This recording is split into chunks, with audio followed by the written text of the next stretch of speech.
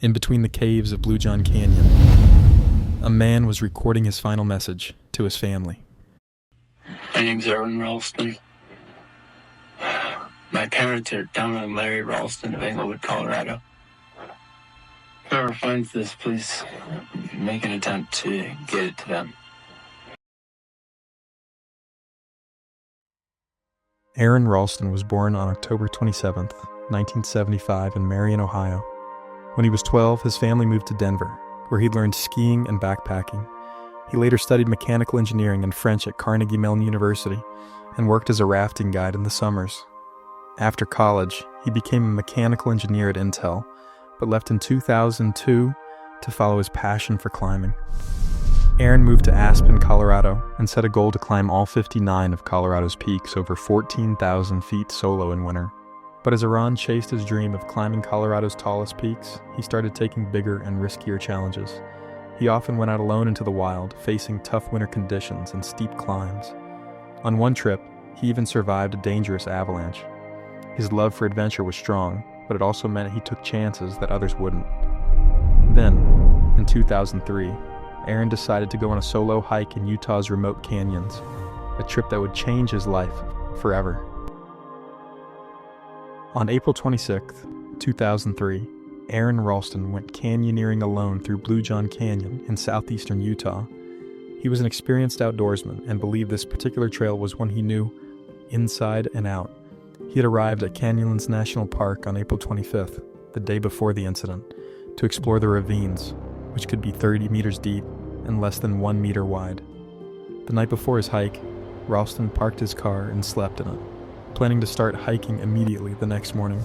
He didn't tell anyone his hiking plans or how long he would be gone, as he didn't feel the need to, expecting the trip to be an easy, short one, back within the day.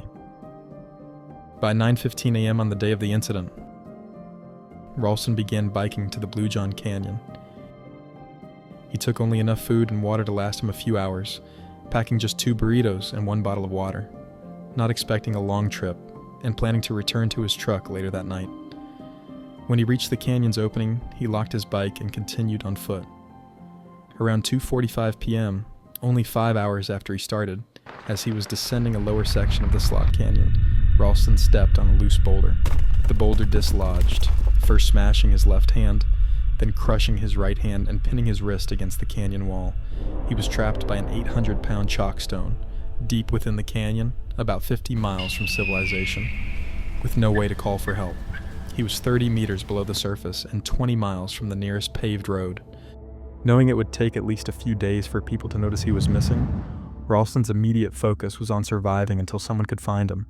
He desperately tried to free himself by chipping away at the boulder with his pocket knife for about 15 hours, but he couldn't remove enough rock. He then tried to use a makeshift pulley system with a rope, but his strength against the 800-pound boulder was insufficient, and he remained trapped. As the days passed, Ralston's physical condition deteriorated due to dehydration, causing his body temperature to become unpredictable, and he began to lose hope. He started recording goodbye messages to his family on his camcorder. On the 4th day, he attempted to make exploratory cuts to his arm with one of the 2 knives from his dollar store pocket knife, realizing he would need to cut through bone, but his dull tools were insufficient. By the 5th day, Ralston had run out of food and water, resorting to drinking his own urine.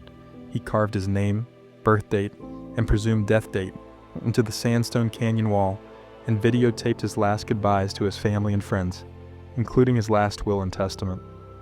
He did not expect to survive the night, spending the majority of the day daydreaming about his life, sometimes seeing his family and friends appear in front of him. While delirious and not expecting to survive, he had a powerful vision of himself playing with a future child, despite missing part of his right arm. Ralston credited this vision as giving him the belief that he would live. At dawn on the 6th day, Ralston discovered that his arm had begun to decompose due to lack of circulation. He then had an epiphany. He realized the boulder was positioned such that he could break his radius and ulna bones using torque against his trapped arm. After successfully breaking the bones, he used the dull 2-inch knife and pliers from his multi-tool to amputate his forearm. The agonizing process took an hour, during which he used tubing from a camelback as a tourniquet, being careful to cut the major arteries last. Ralston described the moment he was free as a rebirth. Immediately after freeing himself, Ralston climbed out of the slot canyon, rappelled down a 65-foot sheer wall, and began hiking. He was 8 miles from his vehicle. After walking 6 miles, he encountered a family from the Netherlands, Eric and Monique Meyer, and their son Andy, who gave him food and water and quickly alerted authorities. Ralston had lost 40 pounds and 25% of his blood volume. Rescuers, who had been notified by his family that he was missing, located him by helicopter. He was rescued about 4 hours after the amputation. Ralston later reflected that if he had amputated earlier, he would have bled to death before being found. But if he hadn't, he would have been found dead days later in the slot canyon. Park authorities retrieved his severed hand and forearm from under the boulder. It took 13 men, a winch, and a hydraulic jack to move the boulder so that Ralston's arm could be removed. His arm was then cremated, and the ashes were given to him. 6 months later, on his 28th birthday, Ralston returned to the accident site with a camera crew for a Dateline NBC special and scattered the ashes of his arm there, feeling they belonged. Aron Ralston documented his extraordinary ordeal in his autobiography Between a Rock and a Hard Place, which became a bestseller. His story also inspired the critically acclaimed 2010 film 127 Hours, in which James Franco portrayed him. Ralston affirmed the film's authenticity, stating it was so factually accurate, it is as close to a documentary as you can get and still be a drama. After his recovery, Ralston continued mountaineering, achieving his goal of solo climbing all of Colorado's 14ers in winter in 2005.